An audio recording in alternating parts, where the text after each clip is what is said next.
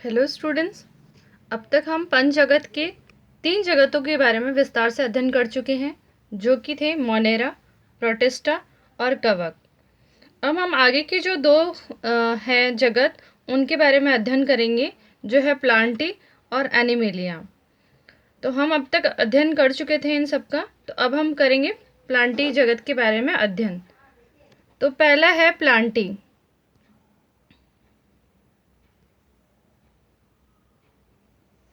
तो जगत प्लांटी में नाम से स्पष्ट है कि क्या है, सारे जो हैं पादप वो किस जगत में आते हैं, प्लांटी जगत में। इस जगत में पाए जाने वाले सभी पादप कैसे होंगे, यूकैरियोटिक, बहुकोशीय व सपोषी होते हैं।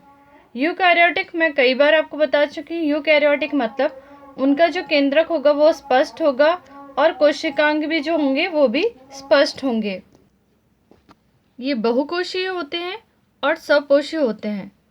सभी को पता है पादप क्या होते हैं, सपोषी अपना भोजन स्वयं बनाते हैं। प्रकाश संश्लेषण की क्रिया द्वारा ये अपना भोजन जो है खुद बनाते हैं। अब हमें सबको पता है कि जो पादप होते हैं यानी प्लांटी ग्रुप के जो सदस्य हैं सभी पादप, वो कैसे होते हैं, सपोषी, यानी अपना खाना स्वयं बनाते हैं। लेकिन कुछ पादप ऐसे भी हैं जो कैसे हैं, परपोषी, यानी दूसरों पर निर्भर रहते हैं अपने भोजन के लिए। ऐसे कुछ पादप हैं जो कि क्या होते हैं, कीटभक्षी और परजीवी होते हैं। तो ऐसे कुछ पादप देखे गए हैं। अब कीटभक्षी यानी वह पादप, कीटभक्षी यानी कुछ पादप ऐसे हैं जो कुछ कीटों को खाकर अपना भोजन बनाते हैं और उनसे अपना पोषण प्राप्त करते हैं। और ऐसे ही कुछ पादप हैं जो परजीवी होते हैं, यानी किसी पादप के ऊपर पूरा लिपट जाते हैं और उनसे अपना पोषण ग्रहण करते हैं। तो कीटभक्षी का उदाहरण है ब्लैटरवर्ट और फ्लाई ट्रैप। ये 2 पादप हैं जो इनके अंदर ये क्या करते हैं, कुछ कीटों को अपने आप में ग्रहण कर लेते हैं या फिर फंस जाते हैं इनके अंदर जो कीट हैं, और उनको अवशोषित करके उनको पचाकर ये अपना जो है पोषण प्राप्त करते हैं। मैं उनके डायग्राम आपको दिखाती हूँ, ये दिखने में कैसे होते हैं।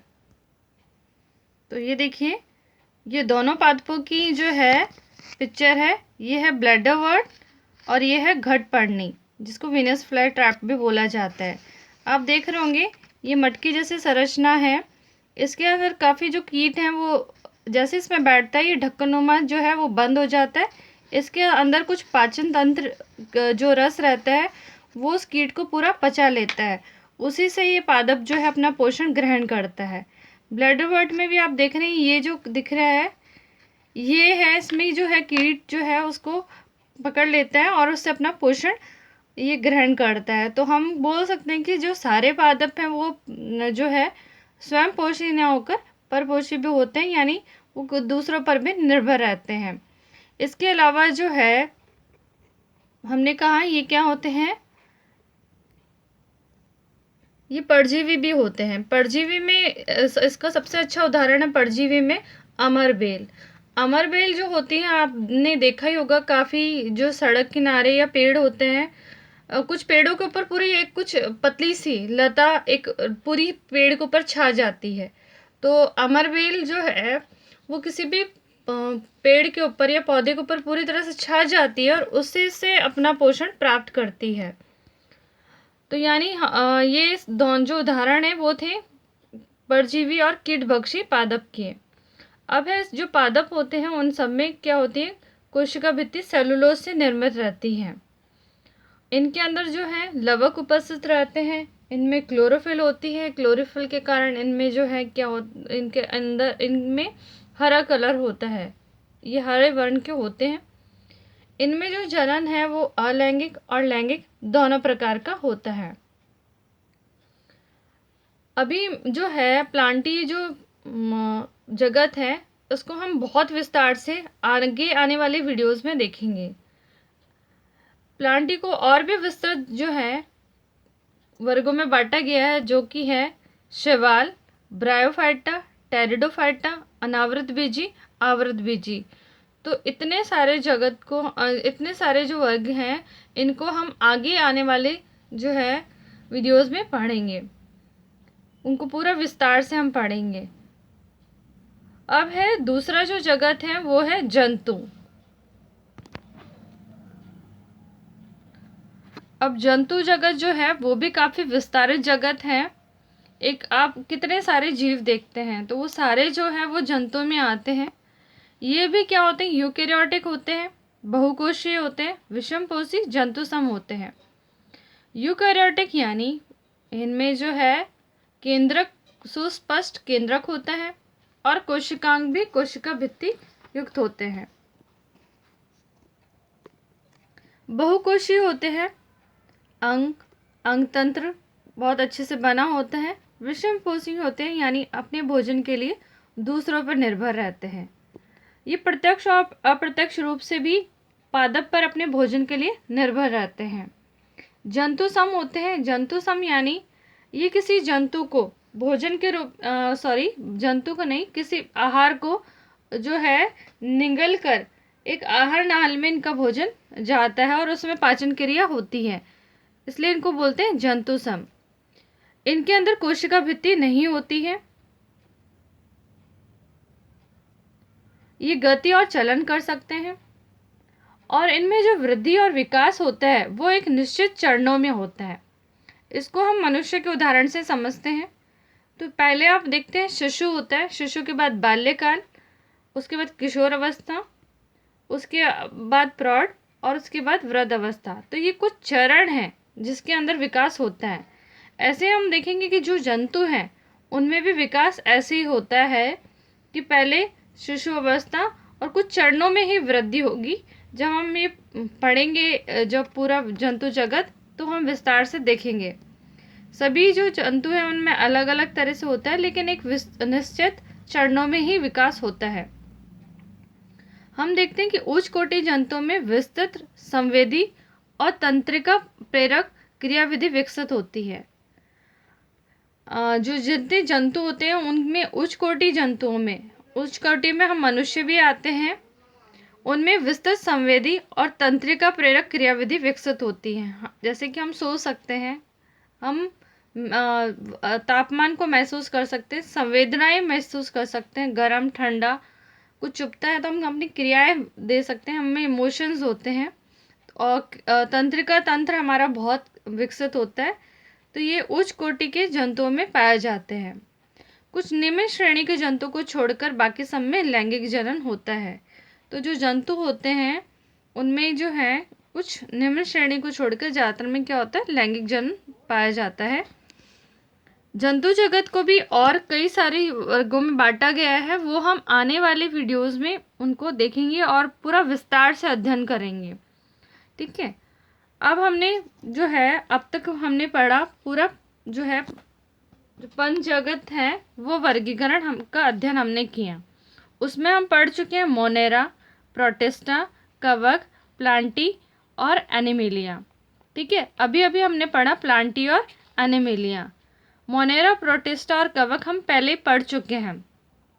फिर भी एक बार हम रिवाइज कर लेते हैं कि हमने जो पांचों जगत पढ़े हैं, मोनेरा, प्रोटिस्टा, कवक, प्लांटी और एनिमेलिया, उसमें क्या क्या था। एक हम जो कह सकते हैं कि क्विक रिकैप या हम लोग ब्रीफ समरी उनका पढ़ लेते हैं।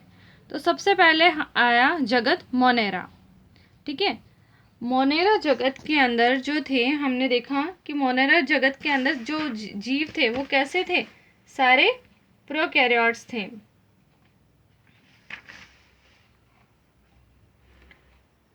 ये सारे कैसे थे, सारे प्रोकैरियोट्स थे। और इसमें हमने देखा कि ज़्यादातर क्या थे, इसमें बैक्टीरिया यानी जीवाणु जो हैं वो पाए जाते हैं मोनेरा जगत के अंदर।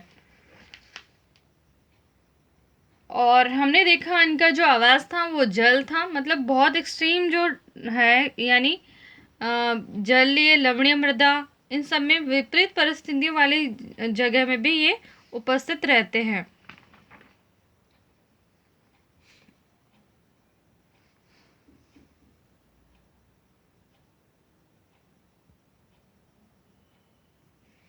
अब है इनमें हमने पढ़ा मोनेरा के अंदर में हमने पढ़े आर्कीबैक्टीरिया, यूबैक्टीरिया और माइकोप्लाज्मा। जो मोनेरा के प्रकार जो हमने पढ़े कि अलग जो जो वर्गों में विभाजित है, तो हमने उनको देखा किसमें है, आर्कीबैक्टीरिया, यूबैक्टीरिया और माइकोप्लाज्मा।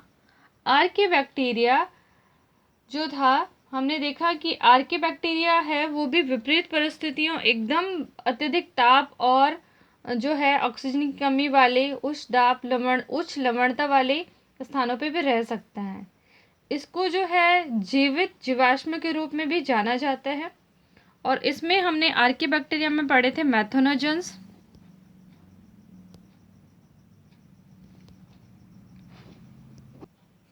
तो इसमें हमने पढ़ा था मैथोजन, हैलोफिल्स और थर्मोएसिडोफिल्स।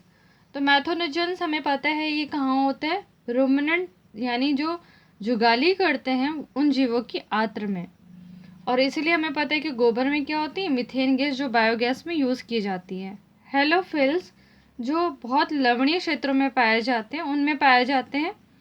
फिर मैं थर्मोएसिडोफिल, तो ये हमने देखा था कि बहुत अत्यधिक ताप और निम्न pH के गर्म झरनों में ये पाया जाता है। इसके बाद हमने मोनेरा में दूसरे वर्ग का अध्ययन किया था, वो था यूबैक्टीरिया, जिसमें ज़्यादातर क्या है, साइनोबैक्टीरिया या नील हरित शैवाल जो है वो पाए जाते हैं। और इनमें हमने खास बात ये देखी थी साइनोबैक्टीरिया में, जिसमें हमने उदाहरण पढ़ा था नॉनस्टॉक और एनाबेना में, तो हमने देखा था कि इनमें एक विशेष कोशिका होती है जिन्हें हेट्रोसिस्ट कहते हैं। और जो वो हेट्रोसिस्ट होती है वो वातावरण से नाइट्रोजन के स्थिरीकरण में सहायक होती है। फिर हमने पढ़ा माइकोप्लाज्मा।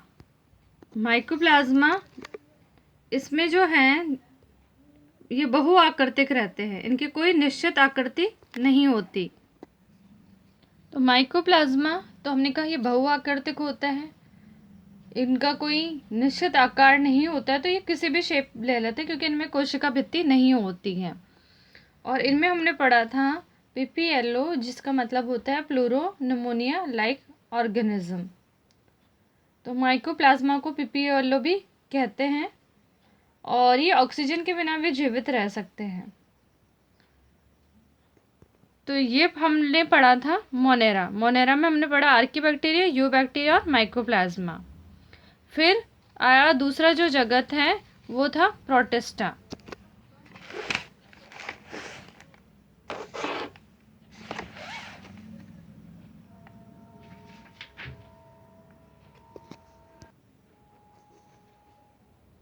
तो प्रोटिस्टा में हमने अध्ययन किया था क्राइसोफाइट, डायनोफ्लैजिएट, यूग्लेनॉइड, अपकवक और प्रोटोजोआ। तो अब इनमें जो प्रोटिस्टा था उसके बारे में हमने पढ़ा था कि ये कैसे होते हैं, एककोषीय होते हैं और सुकेंद्रिक जीव होते हैं। और इसमें हमने देखा था ये भी जो है जलीय, कुछ स्थल में भी पाए जाते हैं और नम स्थानों पे भी पाए जाते हैं। कुछ सपोष्य होते हैं और कुछ परपोष्य होते हैं। और इनमें जो खास बात थी कि इनमें क्या था, चलन अंग जो है कशाप, पक्षाप और कूट पादप पाए जाते हैं, जिनको फ्लैजेला, सीलिया और सूडोपोडिया भी बोलते हैं। और जो है जनन जो था वो दोनों लैंगिक और अलैंगिक प्रकार का था। अब इसमें सबसे पहला जो है क्राइसोफाइट। जो क्राइसोफाइट था इसको हमने बोलते हैं डायटम्स। इसमें जो है डायटम्स आते हैं और हमने पढ़ा था इनके बारे में कि इनकी जो कोशिका भित्ति होती है वो कैसी होती है, साबुनदानी की तरह। जो सेलुलोज की बनी होती है, सेलुलोज के साथ सिलिका के जमाव के कारण सख्त और कठोर होती हैं। और ये जो सिलिका से बने होने के कारण ये नष्ट नहीं हो पाती और कई लाखों वर्ष तक ये रहती है। और इनके अवशेष जो हैं वो मृदा में पाए जाते हैं, उसके कारण उस मृदा को डायटमी मृदा भी कहते हैं। और इसका उपयोग जो है पॉलिशिंग वगैरह में किया जाता है। फिर हमने पढ़ा था डायनोफ्लैजिएट। डायनोफ्लैजिएट का मतलब था, नाम से पता लग रहा है कि दो कक्षाप थे इसके अंदर, एक लंबवत अवस्था में और दूसरा अनुप्रस्थ रूप में, यानी एक लंबाई की अवस्था में और एक अनुप्रस्थ यानी आड़ा लगा हुआ था जो खाच में रहता है। इनकी कोशिका भित्ति भी सेलुलोज की पट्टियों में विभाजित रहती है। और इसका जो मेन जो था डायनोफ्लैजिएट, जो ये है कि ये बहुत ज़्यादा वृद्धि करते हैं, है ना। वृद्धि करने के कारण जो है अगर दूर से समुद्र में से देखें तो ऐसा लगता है पूरा लाल रंग के हो गए हैं, क्योंकि कई रंगों में ये पाए जाते हैं, लाल भूरा वगैरह रंग में। तो जब डायनोफ्लेजेट को देखा जाता है तो दूर से देखने से ये लगता है कि पूरा समुद्र जो है लाल रंग का हो गया है। तो लाल तरंगे इनको भी के रूप में भी कहा जाता है। फिर है यूग्लोनाइट। यूग्लोनाइट जो है, हमने कहा था कि इनमें कोशिका भित्ति की जगह ये प्रोटीन युक्त पदार्थ की परत होती है जिसको पेलिकल कहा जाता है। और इनमें जो है कक्षाभ जो है वो गुहका में धंसा हुआ रहता है। और यूग्लोनाइट की खास बात ये है कि सूर्य के प्रकाश में तो ये क्या रहते हैं, प्रकाश संश्लेषी, और सूर्य की अनुपस्थिति में ये क्या बन जाते हैं, परपोषी, दूसरों को ग्रहण करके अपना भोजन करते हैं। और इनमें एक तीसरी खास बात ये थी कि इनमें ऐसे वर्णक पाए जाते हैं जो कैसे उच्च पादपों में होते हैं। फिर था अवपव कवक। ये जो है ये है कि विपरीत परिस्थितियों में ये जो थे जिसको स्लाइम मोल्ड भी बोला जाता है, ये अलग अलग टुकड़ों में एक साथ गति करते हैं और उनके सिरे पे बीजाणु फलक का निर्माण होता है। और कई बार ये जो है विपरीत परिस्थितियों में भी जीवित रहते हैं और ये जो है वायु के साथ अपना विस्तार करते हैं। लास्ट था प्रोटोजोआ। तो प्रोटोजोआ जो है वो हो सकते हैं परपोषी भी होते हैं, परभक्षी भी होते हैं और परजीवी के रूप में भी रहते हैं। और इनमें से हमने 4 समूह का अध्ययन किया था: अमीबीय प्रोटोजोआ, कक्षाभी प्रोटोजोआ, पक्षाभी प्रोटोजोआ और स्पोरोजोआ। तो इसमें अमीबीय प्रोटोजोआ जो है उनमें हमने देखा था कि ये समुद्र में रहने वाले अमीबा की तरह और रहते हैं, उनमें सिलिका की एक कवच रहती है। कक्षाभी प्रोटोजोआ जो है इसके थोड़े स्वतंत्र रहते हैं और परजीवी के रूप में रहते हैं। इनमें कक्षाभ पाया जाता है और ये रोग उत्पन्न करते हैं। पक्षाभी प्रोटोजोआ में नाम से पता है इनमें पक्षाभ रहते हैं बहुत सारे, और पक्षाभ के कारण ये गति कर पाते हैं। फिर है स्पोरोजोआ। ये भी जो है संक्रमण करने योग्य बीजाणु अवस्था में पाए जाते हैं, लेकिन इनमें कोई चलन अंग नहीं पाया जाता है। तो ये था जो हमने दूसरा जो जगत पढ़ा था वो प्रोटिस्टा, उसके सारे वर्ग। अब तीसरा हमने पढ़ा कवक, जिसमें सारे मशरूम और कवक जो हैं वो सब आते हैं, जिनको हम फफूंद कहते हैं। आपने देखा ही होगा जो आपके अचार वगैरह पे हो जाते हैं, वो सारे जो हैं हमने किस में पढ़ा था, फंगाई में, जिसको हम बोलते हैं कवक। और कवक में हमने पढ़ा था फाइगोमाइसिटीज, एस्कोमाइसिटीज, बेसिडोमाइसिटीज और ड्यूट्रोमाइसिटीज। तो कवक के बारे में हमने ये पढ़ा था कि ये जो होते हैं ये यूकैरियोटिक बहुकोशीय और विषमपोषी होते हैं। इनका जो शरीर होता है वो कवक जाल, जिसको हम माइसीलियम बोलते हैं, उससे बना हुआ होता है। और इनकी जो कोशिका भित्ति होती है वो काइटिन और पॉलीसेकेराइड की बनी हुई होती है। इसमें हमने जो है इसके सारे जो हैं वर्ग वो पढ़े थे: फाइगोमाइसिटीज, एस्कोमाइसिटीज, बेसिडोमाइसिटीज और ड्यूट्रोमाइसिटीज। फाइगोमाइसिटीज में हमने पढ़ा था कि ये अपपटीय और बहुकेंद्रीय होते हैं। इनमें कोई पट नहीं होता है, यानी जिसको मैंने बताया था इंग्लिश में बोलते हैं सेप्टा नहीं होता है, और इसमें बहुत सारे केंद्रक होते हैं। और थैलेस जो रहता है समकोशिकी रहता है। फिर एस्कोमाइसिटीज, जिसको थैली फंजाई भी बोलते हैं हम लोग, और इसमें मैंने बोला था ये ज़्यादातर बहुकोशीय होते हैं, सिर्फ एक यीस्ट होता है इसमें जो एक कोशिकीय होता है। और ये ज़्यादातर जो है मृतजीवी जो होते हैं या गोबर वगैरह उबले होते हैं उनके ऊपर ये उगाता है। और हमने पढ़ा था इसमें जो है क्या होते हैं, एस्काई और एस्कोकोर और फ्लनकाई बनते हैं। तीसरा है बेसिडोमाइसिटीज, जिसको बोलते हैं गद्दादार कवक या क्लफ फंगाई भी कहते हैं। जो मशरूम वगैरह हम लोग खाते हैं वो इस श्रेणी में ही आते हैं। और हम ये देखा कि मिट्टी, लठ, वृक्ष के ठूंठों और उन पे भी पाए जाते हैं। इनमें जो है कवक जाल शाखित और पटीय होता है और इनमें अलैंगिक बीजाणु नहीं होता है, कायिक खंडन द्वारा विधि द्वारा होता है। और लास्ट का जो था ड्यूटरोमाइसिटीज, ड्यूटरोमाइसिटीज को हम बोलते हैं अपूर्ण कवक, और इनमें तंतु जो होते हैं पटयुक्त और शाखित होते हैं। इनको अपूर्ण कवक इसलिए कहते हैं क्योंकि ना इनमें सिर्फ अलैंगिक जनन ही होता है और कायिक प्रावस्था के द्वारा ही जनन होता है। तो ये सारा जो है हमने पंचगत जो है वो पूरा विस्तार से पढ़ लिया है। प्लांटियो और एनिमलिया आगे आने वाले वीडियो में हम विस्तार से पढ़ेंगे। Thank you.